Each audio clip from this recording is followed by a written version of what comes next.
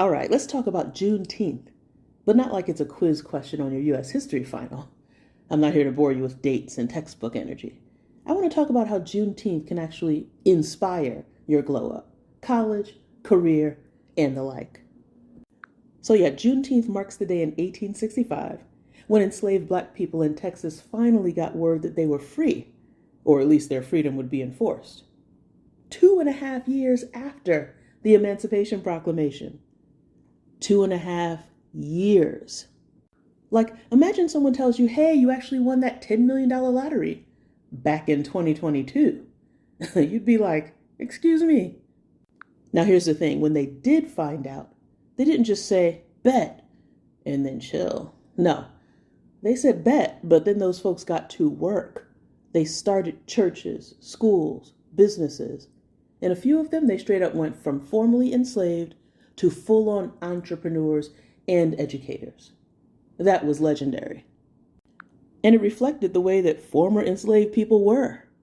Take Booker T. Washington. My guy walked 500 miles to get to Hampton Institute so he could go to school.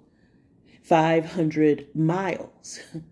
Most people won't even walk 500 feet to the mailbox if it's raining. He went from working in a coal mine to founding Tuskegee University. That's called I'm tired but still showing up energy. Then there's Elizabeth Keckley. She was enslaved in Missouri, taught herself to sew, bought her freedom from her earnings, and became Mary Todd Lincoln's personal dressmaker. Yeah, the wife of Abraham Lincoln. Yeah, she was her personal dressmaker. Like what?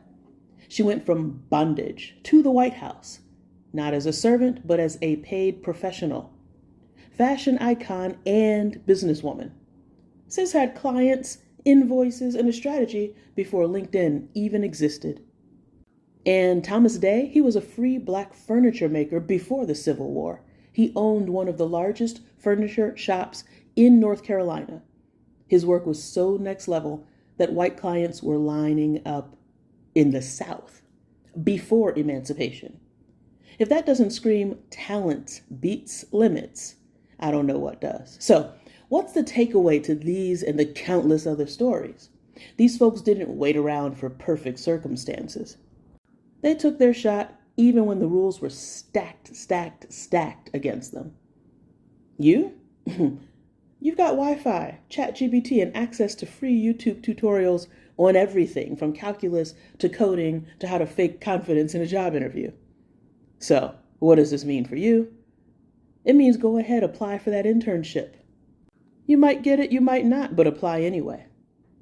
This means ask that professor for a recommendation. The only thing they could say is no or yes.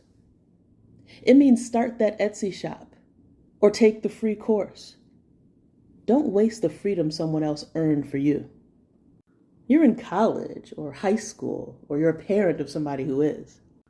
This federal holiday we're celebrating on today, June 19th, represents what enslaved people did when they found out they can act on a life of freedom. Think about that.